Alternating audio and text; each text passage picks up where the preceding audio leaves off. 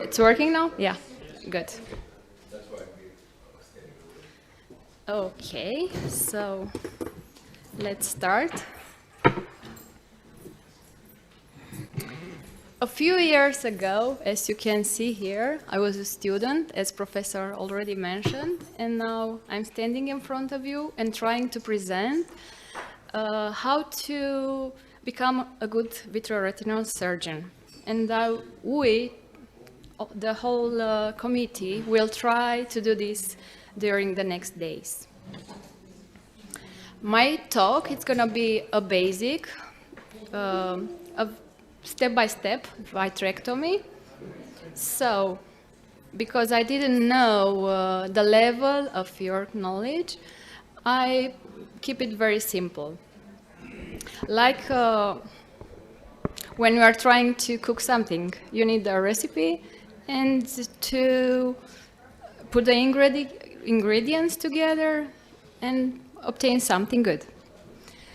Instruments, we need 3 port trokers or 4 port trokers if we use a chandelier light. Then we need a magnifying lens to view what we're doing, a wide field or a 90-degree lens, a light pipe, vitreous cutter, scleral depressor, and fluid needle. To see the vitreous, we use dyes. The most used is triamcinolone. And we tamponate with air, gas, or silicone oil. So the individual steps, which I will go through, are the next ones. First of all, you have to insert the trocar cannulas.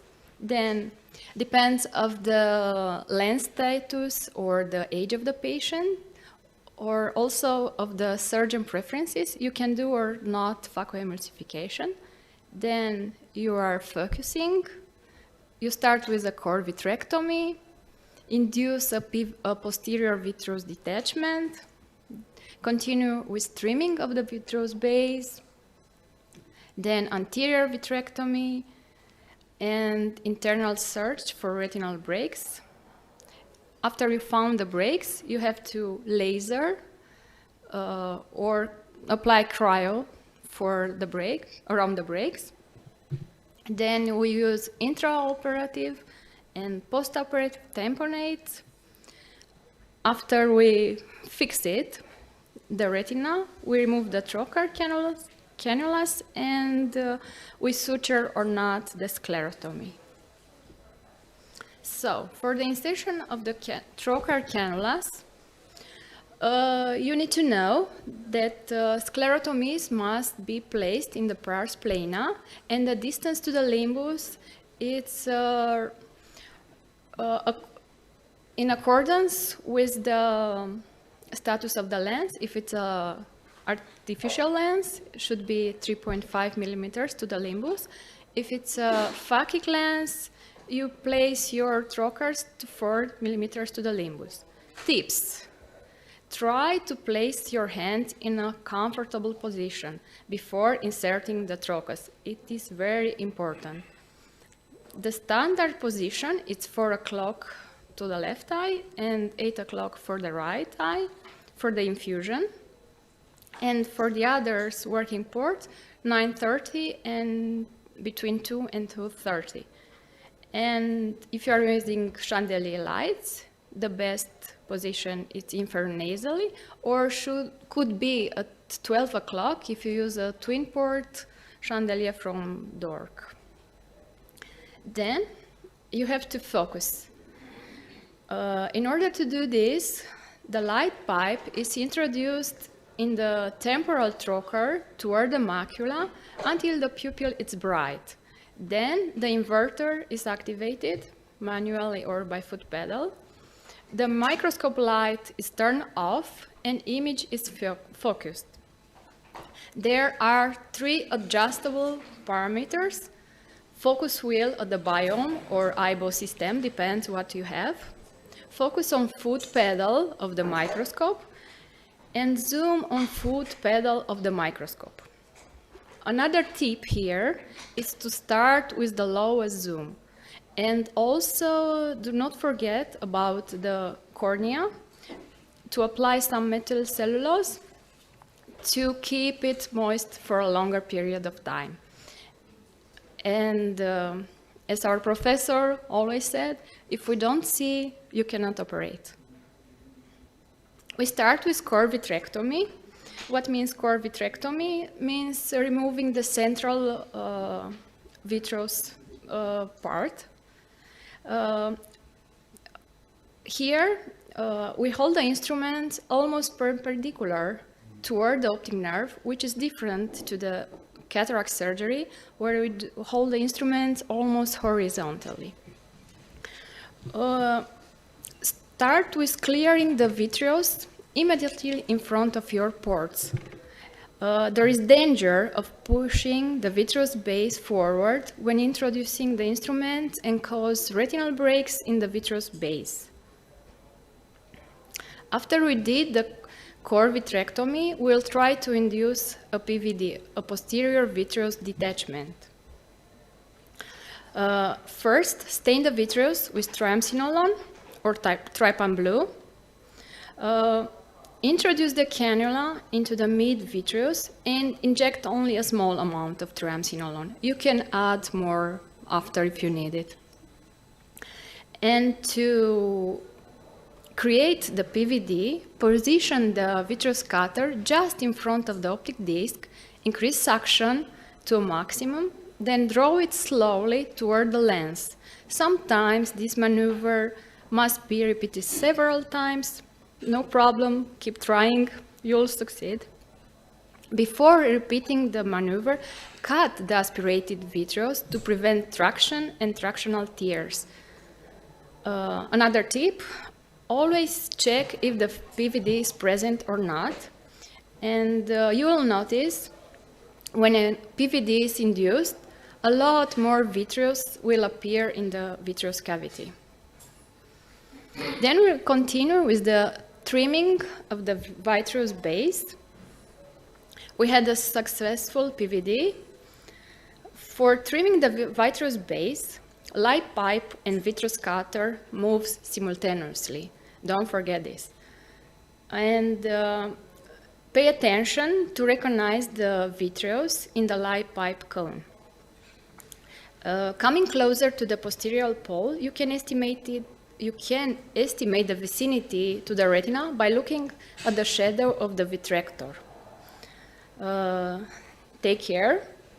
Retina breaks are easily made if you come too close with the vitrector. In phakic eyes, you can cross the midline only when working at the posterior pole and mid-periphery. You are not allowed to cross the midline to reach the vitreous base. In detachment surgery, the vitreous must be removed as completely as possible because vitreous traction causes retinal breaks and residual vitreous may continue to exert traction to the retina and cause postoperative new breaks. Sooner or later, a vitrectomy will induce cataract formation, in case of a phakic patient, of course. The next step is going to be anterior vitrectomy. As my colleagues mentioned before, even after a true peripheral vitrectomy, a lot of vitreous remains behind the lens. Anterior vitrectomy, it's easier in pseudophakic patients. In phakic patients, it is dangerous because the location of the posterior capsule is difficult to determine, and the beginner's common mistake is to injure it.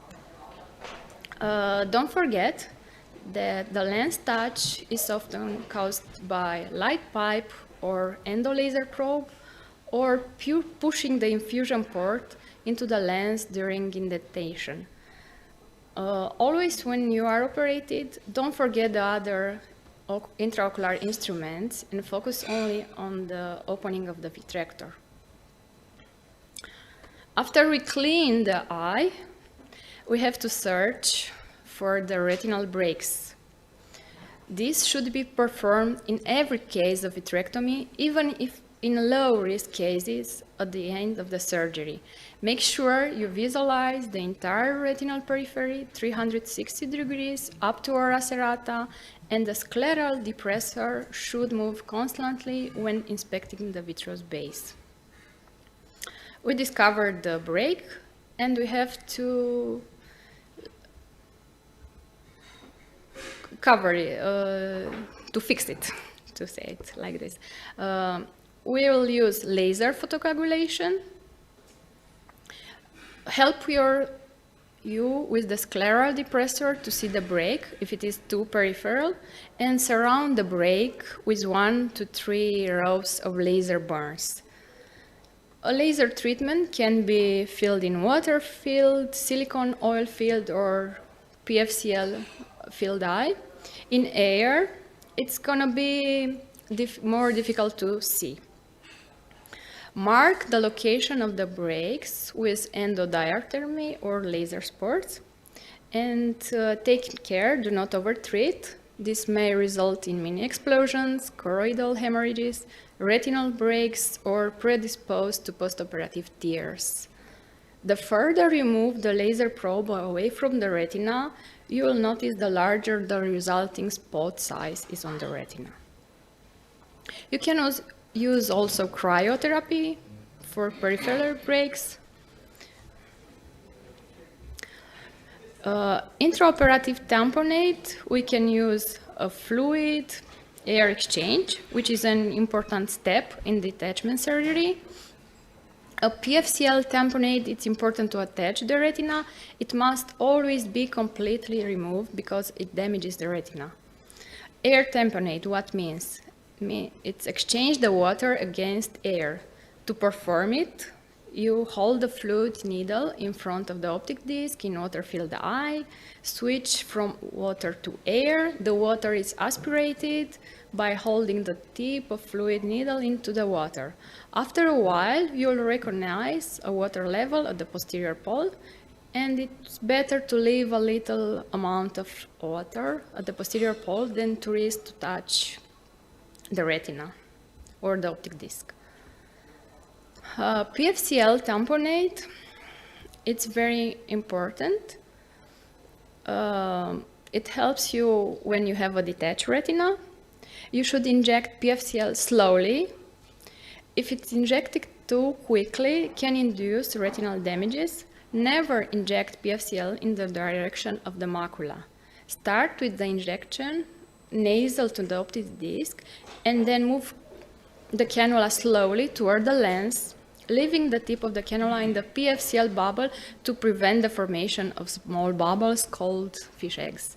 When injecting PFCL simultaneously, decompress the globe with a fluid needle or use a dual bore cannula. And also try to inject only one bubble. Avoid multiple bubbles, which can then displace into the subretinal space. To remove the PFCL, hold the fluid needle in front of the optic disc and aspirate the complete PFCL bubble. If a small bubble still remains and you do not succeed with the fluid needle, try with the silicone tip fluid needle in order to avoid to damage the retina or the optic disc. Postoperatively, we can tamponade the breaks with air, with gas, or silicone oils.